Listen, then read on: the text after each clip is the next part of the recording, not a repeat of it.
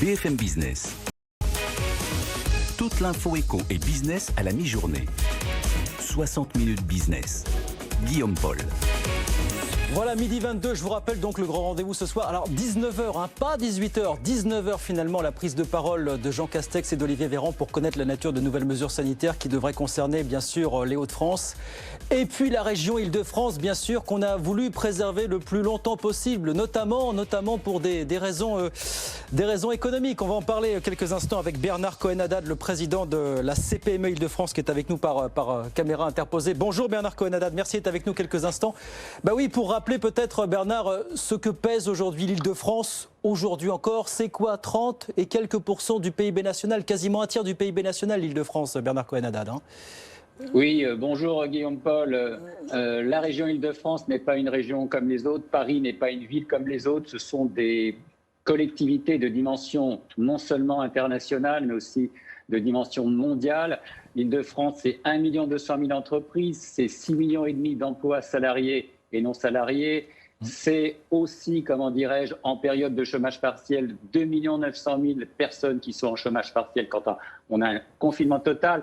Et des exemples, c'est par exemple 250 000 artisans, 250 000 professions libérales. Ouais. Et lorsque l'on ferme Paris, c'est 43 000 boutiques qui sont fermées. Donc vous voyez, on est dans un ordre de grandeur qui n'est pas anodin. Paris n'est pas une ville comme les autres, l'Île-de-France n'est pas une région comme les autres. Avec l'effet d'entraînement, évidemment, on le sait, d'expérience que Paris et la région parisienne peut avoir sur l'ensemble du territoire. Qu'est-ce que vous demandez là au gouvernement à quelques heures finalement des annonces de Jean Castex? Préserver au moins la semaine, si ce n'est le week-end, même si on confine le week-end, il y aura quand même des perdants du côté des commerces. Je crois que c'est la CCI Île-de-France qui nous disait si on confine le week-end, vous avez 630 000 emplois qui sont en suspens, quelques 230 000 commerces. J'imagine que ce sont les mêmes chiffres que vous avez dans votre besace, Bernard, aujourd'hui. Bien entendu, et on a vu qu'une année de Covid, c'est plus de 8,5% de chômage en Île-de-France. Je vous rappelle qu'en Île-de-France, on est passé à 15,3% de chômage. Ce n'est pas anodin et qu'on est à 51 000 entreprises qui sont fermées, définitivement fermées. Donc aujourd'hui, ce qu'on demande, c'est que le confinement doit être vraiment l'ultime recours. On préfère bien entendu un confinement localisé, c'est-à-dire sur notre région, qu'il y ait aussi une capacité d'y entrer et d'y sortir surtout le plus vite possible, et puis que se limite au week-end. Un confinement total, c'est-à-dire 7 jours sur 7, serait une catastrophe. Le couvre-feu a montré déjà qu'il y avait des dégâts, 20 à 30% du chiffre d'affaires perdu par jour pour les commerces qui, bien entendu, sont obligés de fermer à 18h.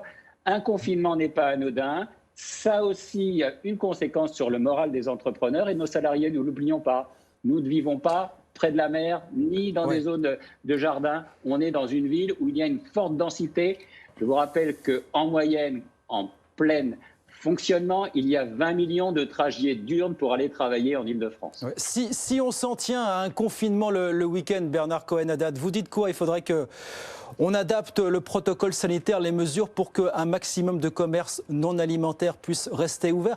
On avait le patron de la CCI Île-de-France ce matin qui nous disait « Mais regardez ce que dit le Conseil scientifique, qui plaide pas seulement pour des mesures quantitatives, mais aussi qualitatives. » Est-ce qu'en adoptant encore le protocole sanitaire, finalement, les mesures de précaution dans les commerces, on peut éviter d'en arriver là? En tout cas, laisser un maximum de commerces ouverts pour vous aujourd'hui. Vous savez, je crois que l'Île-de-France, l'ensemble des acteurs économiques sont soucieux de la réalité. On voit bien que le taux d'incidence a dépassé la norme et on voit bien aussi, et on sait bien que nos entreprises ont fait le maximum avec le gel, avec le télétravail, avec aussi les écrans de protection.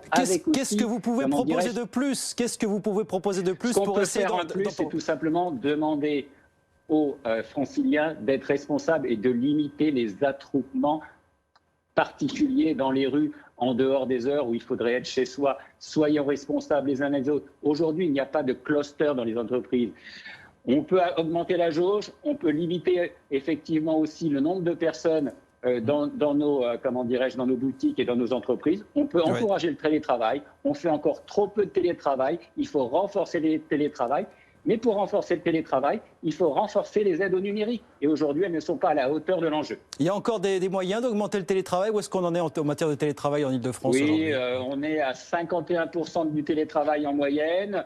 On a fait de gros progrès. Je vous rappelle que mars 2020, on était à 8% des entreprises qui étaient en télétravail. On a atteint parfois 85% dans certains secteurs d'activité d'entreprises qui sont les travails. Mais il y a encore un effort. Toutes les activités ne sont pas télétravaillables en l'état. Et puis, reconnaissons-le aujourd'hui, la majorité des entreprises qui sont au télétravail, c'est le secteur privé. Oui. Il y a encore beaucoup de trous dans la raquette dans les collectivités territoriales et chez l'État. Je vous rappelle que Paris-Île-de-France est un siège de l'État et d'un certain nombre de grandes administrations. Elles doivent faire un effort, beaucoup plus que nos entreprises, qui en ont fait déjà beaucoup. On a un chiffre qui circule qui nous dit que, alors, au plan national, l'économie française tourne à 95% de son rythme de croisière, mais on est plutôt plus proche des 90% sur l'Île-de-France, parce que c'est une économie ouverte qui a pris de plein fouet, peut-être plus que d'autres régions, le ralentissement économique mondial. On est dans cet ordre de grandeur aujourd'hui, Bernard Cohen-Haddad. Oui, c'est vrai que l'Île-de-France est une région capitale. Ouais. Il y a le siège aussi de beaucoup d'industries, de l'aéronautique, mais aussi de l'automobile. Ce n'est pas anodin. Et puis il y a ce petit commerce, ces petits services qui font vivre un écosystème local et qui ont un enjeu sociétal. Il n'est pas inutile de le rappeler. Merci beaucoup Bernard Cohen-Haddad. On attend bien sûr la prise de parole du Premier ministre ce soir à 19h, donc sur les chaînes du groupe BFM TV, notamment Bernard Cohen-Haddad, président de la CPME d'Île-de-France. Merci beaucoup. Merci d'avoir été avec nous aujourd'hui sur BFM Business.